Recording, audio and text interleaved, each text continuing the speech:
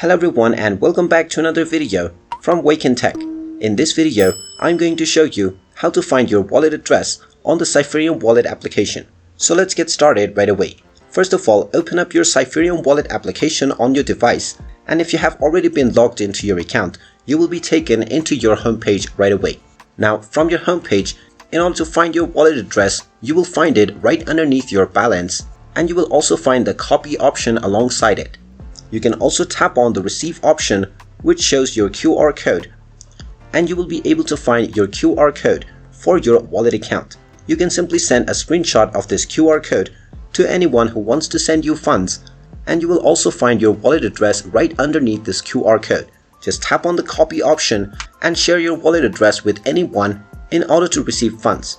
And the user who wants to send you funds can simply tap on the send option from their crypto wallet and then use your wallet address. And there you have it. That is how easy it is to find your Cypherium wallet address on the application.